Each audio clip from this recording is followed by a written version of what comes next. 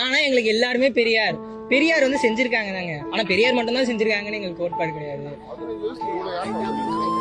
யாரு? சீமான் மாமா தான்.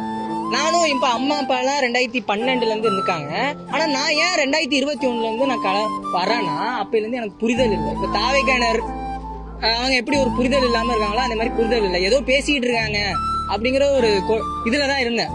சரி என்னதான் பேசுறாங்க எடுத்து பார்க்கும் போதுதான் அதுல ஏகப்பட்ட கொள்கை. நீ ஒரு வேலை வாய்ப்பு இல்லாம நீ கஷ்டப்படும் போது என்னைய பாடுறா அப்படிங்கிறாங்க. அப்போ இந்த மாதிரி ஒரு வேலை இல்ல அப்படின்னா ஒரு தொழிற்சாலை வருது, தொழிற்சாலை வந்துச்சுன்னா வளத்தை அழிக்குது. வளத்தை அழிக்கிற தொழிற்சாலை ஏன்டா கொண்டு வரீங்க அப்படின்னு கேட்டா உங்களுக்கு வேலை வாய்ப்பு வேணும்ல, அதுக்காக கொண்டு வரோம் அப்படிங்கிற ஒரு முன் காரணம். ஏன் நீ அதை கொண்டு வர?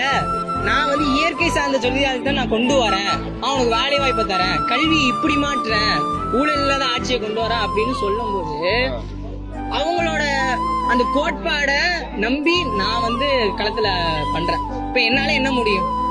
அப்படியே போய் ஓட்டு கேட்க முடியும். யாராச்சும் புரிதல் எட்டு கிடந்தாங்கன்னா அவங்ககிட்ட போய் புரிதல் வந்து செலுத்த முடியும், நோட்டீஸுக்கு வந்து போய் கொடுக்க முடியும்.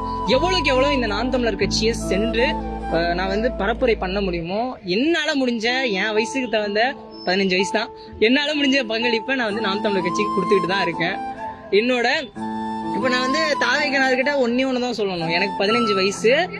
தமிழ்நாட்டு அதாவது நாம் தமிழரோட கட்சியோட கொள்கை தமிழ் தேசியம், கொள்கை தலைவர் பிரபாகரன், கோட்பாடு தமிழ் தாய் வாழ்க, தமிழர் பிரபாகரன் வாழ்க. இதுதான் சொல்றது.